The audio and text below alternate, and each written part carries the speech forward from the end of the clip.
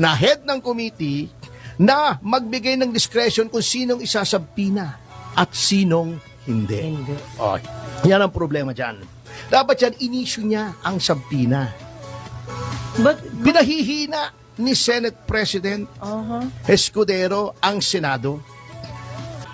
Usually po yan, pag nag-issue yung committee ng sabpina, dire-diretso na sa Office of the Sergeant at Arms. okay. May problema ako sa ginawa ni Senate President Escudero nung nirefer niya sa legal dahil daw may invocation ng executive privilege. Napag-uusapan natin mamaya. Procedure muna tayo rito. Unang-una, dapat yan automatic pag sinabpina ka ng committee, padala mo doon sa taong sinasabpina. Okay. Okay.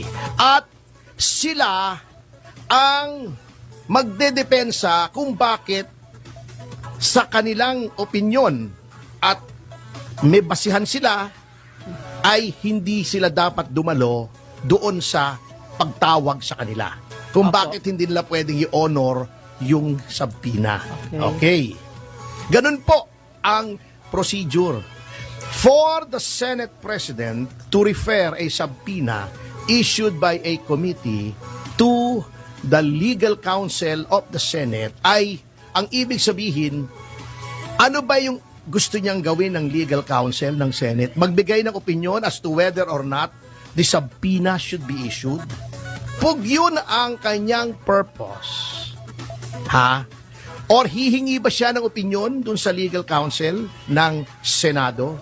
Kung yun ang purpose, magiging mas makapangyarihan pa yung legal counsel Kesa sa kanila. kesa sa senador. Senador po, dalawang senador ng Republika, halal ng buong bayan, nationwide, ang nagpapa-issue ng sabpina at head ng isang komite ng Senado. Ipapa-second guess mo kung legal o hindi yung ginawa ng senador sa abogado na empleyado ng Senado. Oh. Yun ba ang gustong mangyari ni Senate President? Kung yun ang gustong mangyari niya, kinakapon niya ang Senado. Sapagkat ina-undermine niya, ina-undercut niya yung kapangyarihan ng individual na senators na head ng committee na magbigay ng discretion kung sinong isasabpina at sinong hindi. Hindi. Oh, yan ang problema dyan.